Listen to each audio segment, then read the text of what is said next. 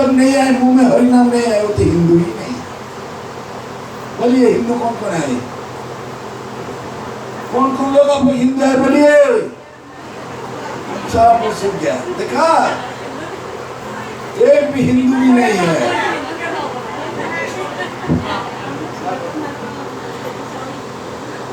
हिंदू मुसलमान होकर के अगर अल्लाह हो बिस्मिल्लाह अकबर अल्लाह ये नहीं जानता है तो मुसलमान थोड़ी होता है। हिंदू होकर के अगर महामंत्र नहीं बोलने आता है, पंचतत्व कीर्तन करने नहीं आता है, तब वो हिंदू थोड़ी है। हिंदू होकर के अगर गले में कंठी नहीं है और कैसे हिंदू है?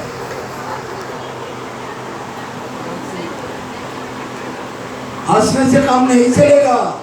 जो बोल रहा हूँ सोचने का कोशिश कीजिए, समझने का कोशिश कीजिए।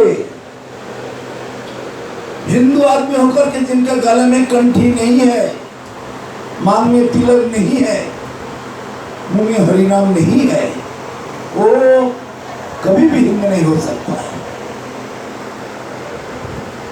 जैसे मुसलमान लोग बोलते हैं जो टोपी नहीं पहनते हैं, लुंगी नहीं पहनते हैं, शरीयत नहीं पढ़ते हैं, मस्जिद में नमाज पढ़ने नहीं जाते हैं, वो काफिर होता है, बोलता है ना मुसलमान लोग। उसी तरह से जिनका गले में कंठी नहीं है,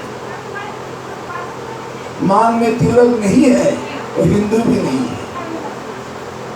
तब देखो कितना नीचे से नीचे, कितना और नीचे से नीचे गिरा हुआ है। आप लोग देख लीजिए, सोचिए अपना आपके बारे में। मेरा बात सुनने से आपका मन में गुस्सा हो जाएगा, ये कैसे संत है? हम संत नहीं है। संत किसका कहता है वो भी आप लोग को समझना चाहिए। कौन जानता है संत किसका है, किसका कहता है? संत किसका कहा जाता है, कौन जानता है? संत किसके कहता है? बोलो, संत किसके कहता है? साधु कौन है? देखने से देखा तो सच्चाई के साथ सुनो, संत किसको कहा जाता है? जो सच्चाई के साथ, सच्चाई कौन होता है?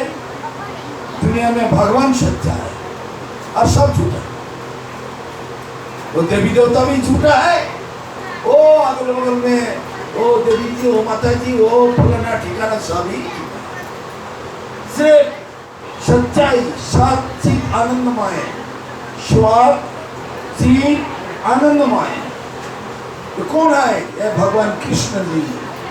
उसी कृष्ण जी को जो जानता है, कृष्ण जी से जिनका प्यार है, कृष्ण जी से जिनके संपर्क है, वही संपर्क। संपर्क कैसे है? चार किस्म के संपर्क होता है, दश, सख्य, आश्चर्य, मधुर। चार किस्म के संपर्क से किसी भी एक प्रकार की संपर्क होनी चाहिए। किंच भगवान के साथ, वो है संत, वो है संत। गेरुआ कपड़ा पहनने से संत नहीं होता है, बड़ा बड़ा दाढ़ी रखने से संत नहीं होता है, बड़ा एक टोकरी वाला पूजा वाला क्या चटा रखने से संत नहीं होता, नंगा रहने से संत नहीं होता, भस्म शरीर में लगाने पर संत नहीं होता।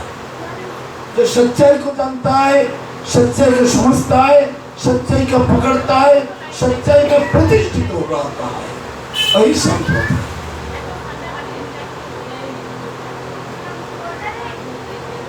तो इसीलिए संत का काम क्या है? जगत में सोता हुआ आदमी को जगाना, जगत में सोता हुआ आदमियों को जगाने का काम है संतों को। कैसे जगत आप किसको जगा हुआ है? ये जगा हुआ नहीं है। गीता में बोलता है जान ईशा सर्वभूतानां संजागृति संयोनी संजागृति भूतानि ईशा पश्यत मुने। सारे जगत में, सारे जगत वाला जिस बारे में सोया हुआ रहता है, संत लोग उस बारे में जगा हुआ रहता है। और सारे जगत जिस बारे में जगा हुआ है, संत लोग उस बारे में स्वयं रखता है। मतलब क्या है? सारे दुनिया वालों खाना पीना मौज मस्ती आराम ऐश करना फुर्ती करना मजा लेना इस सब में जगह रहता है। मैं संत लोग सब में एकदम स्वयं रहता है। किस बारे में जगह रहता है? सारे दुनिया वालों जिस बारे में सो रहा है, मतलब इस सच्चाई के बारे में किसी को पता नहीं है। इस सच्चाई को जानना सोचना समझना यह है संतों का काम। अब सारे दुनिया वालों को जगाना सच्चाई के बारे में, भगवान के बारे में, अपने कर्तव्य के बारे में, अपने संपर्क के बारे में। भगवान के साथ हमारा एक संपर्क है, वो किसी को पता नहीं है। न स्कूल कॉलेज वालों, न यूनिवर्सिटी वालों, न बड़ा बड़ा जज मजिस्ट्रेट बैरिस्टर इंजीनियर साइंटिस्ट नेता मंत्री, किसी को पता नहीं वो कौन है, वो क्या है संपर्क। जीवों का स्वरूप है कृष्ण का नित्य दास, जीव नित्य कृष्ण दास, ये है संपर्क। हम सबके भगवान का दास दासी है। ये जिनका पता नहीं है, जिनका मालूम नहीं है, उसका जिंदगी बेकार है। उन इंसान को बोला जाता है जानवर का जैसा जिंदगी। जानवर जन्म लिया, इंसान भी जन्म लिया। जानवर खाता पीता है, इंसान भी खाता पीता है। जानवर का जवानी में स्त्री पुरुष मिलते जुलते रहता है, इंसान भी ऐसा है, जवानी में स्त्री पुरुष मिलते रहता है। जानवरों को बाल बच्चा होता है, इंसानों को भी बाल बच्चा होता है। जानवर खाता पीता सोता है, इंसान भी खाता पीता सोता है। जानवर बुढ़ा हो जाता है, इंसान भी बुढ़ा होता है। जानवर मर जाता है, इंसान कभी नहीं मरता है। क्या होता है? इंसान नहीं मरता। अब कोई मरोगे नहीं, ये तो बात है ना। अब मैं तो कभी मरोगे नहीं, इसीलिए तो और चाहिए और चाहिए और चाहिए और चाहिए। 2 मंजिल 3 मंजिल हो गया, 8 4 मंजिल और चाहिए। 2 करोड़ 5 करोड़ बैंक में जमा हो चुका है, फिर और चाहिए और चाहिए और चाहिए। सारे दुनिया को भी खरीद ले, फिर भी मन नहीं भरता है। क्या बात है? सीख करो ना। हम दुनिया में सबसे अच्छा है, सबसे सुंदर है, और लकड़ी का कंठी लगाएंगे तो हमें देखने में बुरा लगेगा, अच्छा नहीं लगेगा। ये तो बात है। और वो क्या मिट्टी वाला क्या तिलक लगाने जाएगा, देखने में गंदा लगता है। उससे अच्छा इधर लगेंगे, इधर लगेंगे। ये तो बात है। तब लोग इसके मतलब है तुम तो कभी मरोगे नहीं, हमेशा के लिए जिंदा रहना चाहते हो। जानवर भी ऐसा नहीं कर सकता। ये दुनिया, ये महफिल किसी काम की नहीं, 2-4 दिन के लिए आया है। इसलिए थोड़ा होश में आना चाहिए। होश दिलाने के लिए, होश में वापिस लाने के लिए संत लोग गांव-गांव में घूमता है, नगरों में शहर में घूमते रहता है, सबको जगाने का कोशिश करता है। हम लोग जब विदेश में जाते हैं, 12-14 साल का बच्चों से लेकर के 12-14 मुझसे नीचे का भी है, 5 साल 6 साल 7 साल से लेकर के 20 साल 25 साल 50 साल हर एक तरह का आदमी लोग सब पूछताछ करने लगता है, ये क्या है वो क्या है क्या है। मगर हमारा देश का किसी को पूछताछ नहीं, कोई जरूरत नहीं है। जाएंगे, उन लोग बुलाया है थोड़ा जाएंगे, नहीं जाएंगे तो बुरा मान लेंगे। फिर हम लोग जब घर पे कुछ करेंगे तो बुलाएंगे तो लोग नहीं आएगा, चलो जाना चाहिए, जाके थोड़ा बैठा रहो, थोड़ा कीर्तन भजन होगा, प्रसाद होगा, लेके चला। एक तो बात है। और किसी को कोई पूछताछ नहीं है। आज हम बोल रहा हूं, बड़ा दुख से बोल रहा हूं।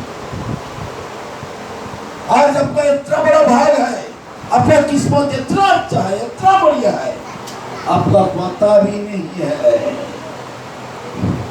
अगर आप लोग का लेने का वो अपना किस्मत, अपना संपद, अपना दौलत, अपना लेने को कोई दिमाग नहीं है। जेलखाना में बैठा हुआ है, जेल का दरवाजा खोल दिया है, निकल जाओ जल्दी से। आपको होश नहीं है? नहीं नहीं नहीं नहीं, अभी हम सो रहा हूँ, अभी खाया है, नींद आ रहा है। कोई बोलता है क्या से? जेल का दरवाजा फाटक खुल गया है, अरे जल्दी से भाग जाओ। मगर वो बुद्धि और दिमाग आपके पास है नहीं। ये दुनिया है बहुत बड़ा एक जेलखाना, कारागार, संशोधनागार। आपको जो संसार नहीं है। संसार है तो मरता क्यों? आपका संसार है तो छोड़ के क्यों चले जाते हो? जिंदगी भर का कमाई लेकर के 2 मंजिल 4 मंजिल 10 मंजिल बनाते हो, गाड़ी खरीदते हो, बड़ा बड़ा कुछ ना कुछ करते रहते हो, फिर छोड़ के क्यों चले जाते हो? अपना संसार हो तो आपका बिल्कुल भी नहीं है। आपका जो अपना चीज है उन बारे में आपका चेतना नहीं है, जागरण नहीं है। संत लोग जब आते हैं उस बारे में सोचना चाहिए। थोड़ा सा एक सवाल करेंगे, किसी को पता नहीं चला, किसी को जवाब नहीं मिलेगा। किसी को तो 30 साल है, किसी का 25 साल, 40 साल, 50 साल, 55 साल उम्र तो हो रहा है ना। अगर आप पूछेंगे उनसे पहले आप कहाँ थे, कोई जवाब नहीं है। हमको कैसे पता चले? क्यों इतना कुछ जानते हो? कंप्यूटर सीख रहे हो, मोबाइल जानते हो, इंटरनेट जानते हो, सब कुछ जानते हो, तो आपने जिंदगी के बारे में क्यों नहीं जानोगे? जानना चाहिए, सोचना चाहिए, समझना चाहिए, तब तो इंसान है। जो अपने बारे में नहीं जानता है, नहीं सोचता है, उनका कभी कल्याण नहीं होगा। आज आप लोग का संसार है, सबके पास बाल बच्चा है, दौलत है, घर है, कुछ है कुछ। क्यों ऐसा आया? पूर्वी जन्म में, पिछले जन्म में आप सबके संसार संसार संसार यही लेकर आया करते थे। मृत्यु का समय में उसे संसार के बारे में चिंता करते करते मर गया, इसलिए संसार आ गया। क्योंकि भगवान गीता में बोला है, यां बापी शरण भावम त्यजितन्ते कलेवरम तं तमेव इति कौन्तेयो सदा तद्भावो भविता।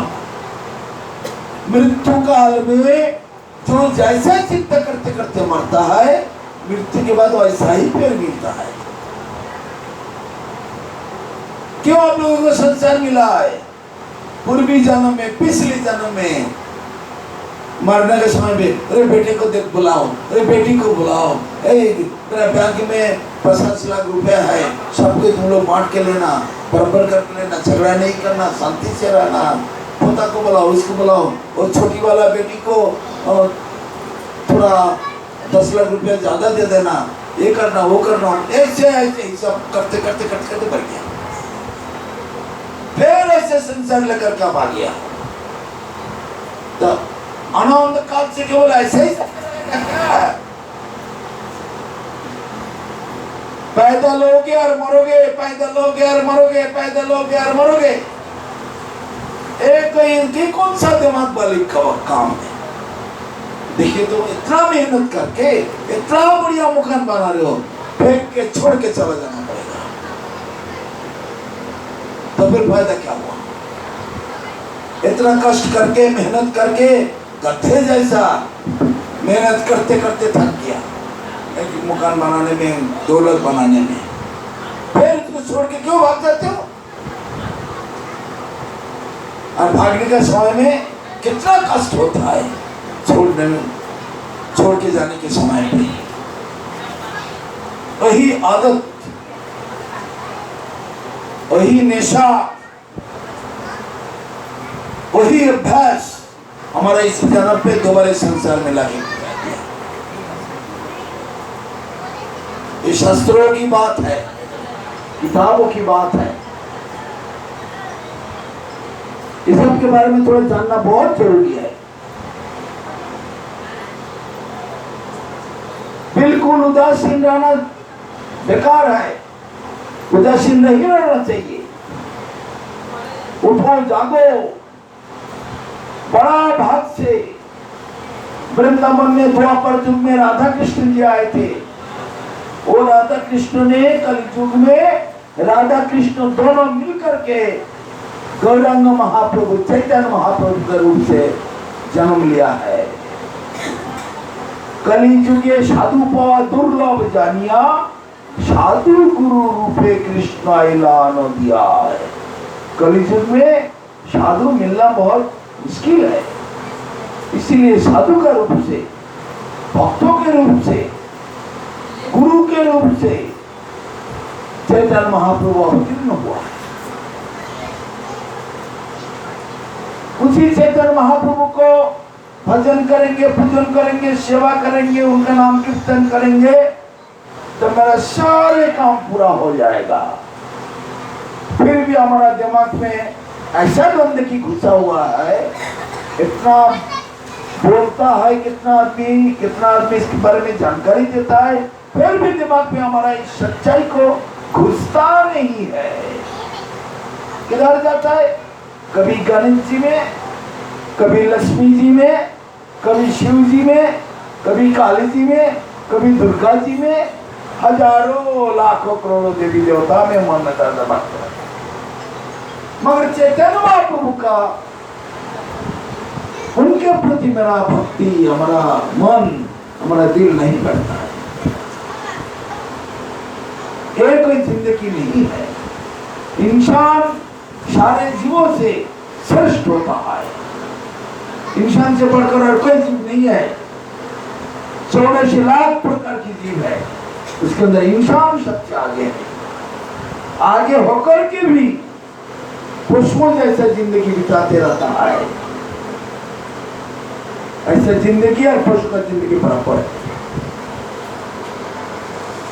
जरा सा सोचने का कोशिश कीजिए, हम इस परिस्थिति में कभी सुखी नहीं है। मेरा गुरुजी कहा करते थे, जागतिक परिस्थिति में हम कभी सुखी नहीं है, कभी शांति में नहीं है, कभी आनंद में नहीं है। ये हमें उपलब्धि होना चाहिए। उपलब्ध होने की बात, इसको हिंदी में बोलता है कि भेड़ चाल। भेड़ चाल जानते हो ना? कौन जानते हैं भेड़ चाल? भेड़ चाल किसके कहता है? हाँ बोलो बोलो। हाँ, उसको भेड़ चाल कहते हैं। बंगाली में बोलता है गट्टालिका। गट्टालिका मतलब भेड़ है, भेड़ी है। गट्टालिका प्रवाह हो, भेड़ घर नहीं फैल सकता है। मैदान में चरने के लिए जंगल में, रास्ते में, मैदान में चला गया, शाम हो गया और घर किधर है, घर किधर है पता नहीं है। सीधे के देखने नहीं आता उसको जमीन देखने आता है, आसमान देखने नहीं आता है। मैं करते करते एक जमा के भागते रह गया, उसके पीछे सारे भागते रह गए। एक अगर किसी कुएं में गिरेगा, सारे कुएं में गिरेगा। एक अगर आग में गिरेगा, सारे भेड़े आग में गिरेगा। एक अगर पानी में गिरेगा, सारे भेड़े पानी में गिरेगा। तो आप लोग क्या उसी ग्रुप में है क्या? तो आगे वाला आदमी, मेरा दादा, परदादा, नाना, वो चलर की हम भी वैसे जाएंगे क्यों? आग नहीं है, दिमाग नहीं है। संत लोग सब ऐसे है। नहीं, मेरा बाप का, दादा का, परदादा का, उसी लाइन पे हम नहीं चलने वाला हो। हमारे पास दिमाग है, हमारे पास विचार है, बुद्धि है, ज्ञान है। क्यों जाएंगे? हम भेड़िया है क्या? देखा संत लोग, हम भेड़ी नहीं है। आग में नहीं गिरेंगे, गड्ढे में नहीं गिरेंगे, कुएं में नहीं गिरेंगे। लेकिन और कोई बचने का जीने का रास्ता है या नहीं है? इसी को बुद्धिमान कहा जाता है। मगर आप लोग में है ये विचार? बिल्कुल नहीं है।